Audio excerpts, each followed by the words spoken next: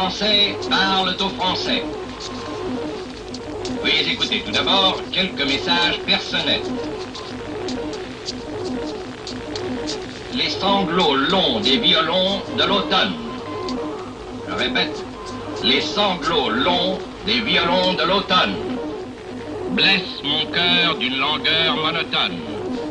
Je répète, blesse mon cœur d'une langueur monotone. Ce vers célèbre de Paul Verlaine, diffusé par la BBC la soirée du 5 juin 1944, avertit la résistance française que l'invasion des Alliés aura lieu dans les 48 heures. Le 6 juin 1944, les Alliés débarquent en Normandie. Il faudra 2 mois de combats acharnés pour faire s'effondrer la volonté de résistance ennemie.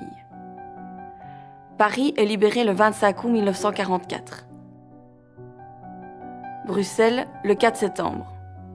Rebec est la première ville libérée du Brabant wallon, le 3 septembre 1944. Braine-l'Alleud, elle, a la particularité d'être libérée par 3 armées différentes. L'armée secrète dans le centre, le 4 septembre 1944, l'armée britannique au nord et les troupes américaines au sud, le 6 septembre.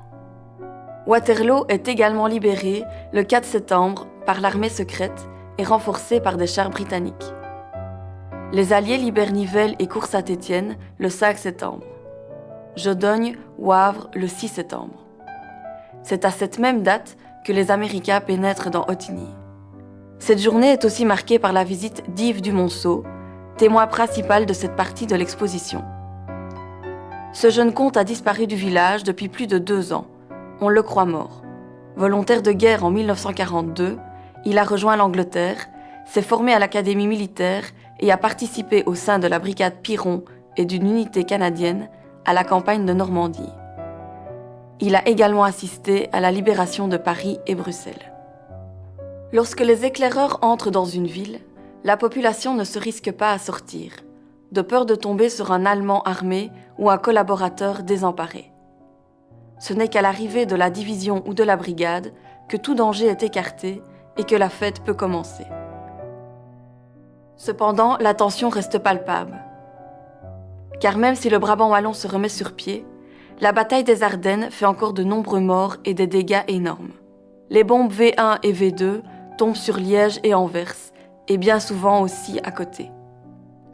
Les familles qui ont des parents dans ces régions sont perturbées car les nouvelles reçues sont très inquiétantes.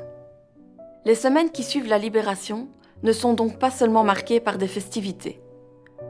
Dès les derniers retraits des troupes allemandes, la chasse aux collabos, appelée aussi chasse aux noirs, est lancée.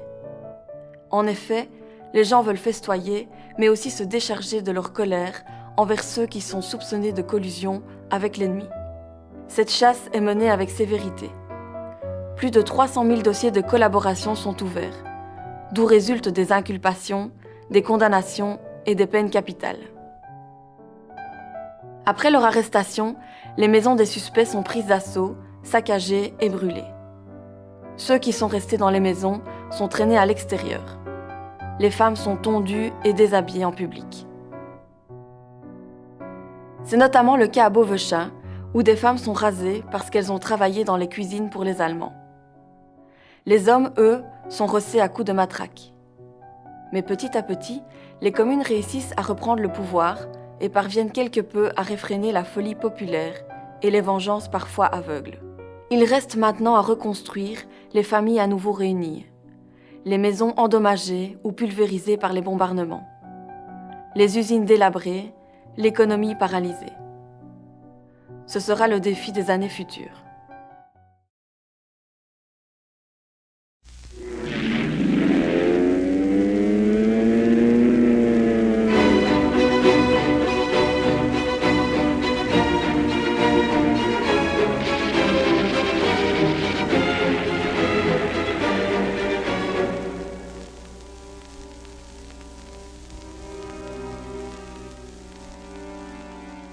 Paris est libéré le 25 août 1944.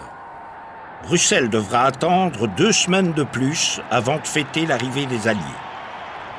Le lundi 4 septembre à 15h, la brigade Piron pénètre dans la capitale. l'accueil populaire est mémorable, triomphal, inoubliable. Bruxelles, on vous sautait au cou. C'était extraordinaire, comme on ne peut pas s'imaginer. Moi, je me suis retrouvé, à un moment donné, avec presque un bébé sur les bras dans ma blindée, à Bruxelles. Et finalement, je ne savais plus où mettre ce bébé. Je l'ai donné à des gens. Je dis, écoutez, moi, je ne veux pas aller. Bon, parce qu'une mère m'avait donné, ou je ne sais pas, une jeune femme ou quoi, m'avait donné cet enfant comme ça. Enfin, voilà. Mais c'est pour vous dire. Autre chose de Bruxelles, c'est mon chauffeur qui était javanais, un bivert, auquel on demande « Alors, vous êtes flamand ou vous êtes wallon ?» Et le type prend son micro. Nous avions donc une radio interne à la blindée, prend son micro et dit « What must I answer, sir ?» Que dois-je répondre, mon lieutenant? « Say that you're Belgium. » Ah oui, bon, voilà. Mais c'est pour vous dire, c'est la première fois qu'on était confronté au problème qui est tout à fait le nôtre. Mais un enthousiasme extraordinaire, qui était différent. Paris, c'est autre chose. Ah, un petit Belge, place de la Concorde. Ah, on l'embrasse.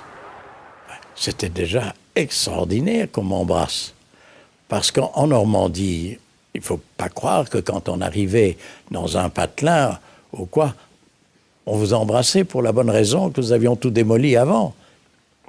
Et donc, il y avait cette retenue. Alors, il y en avait certains qui étaient tout contents, etc. C'était déjà pas mal. On nous offrait du Calvados, c'était pas mal non plus, ou du lait. Bon, tout ça était bien, mais c'était pas la liesse bruegélienne de Bruxelles.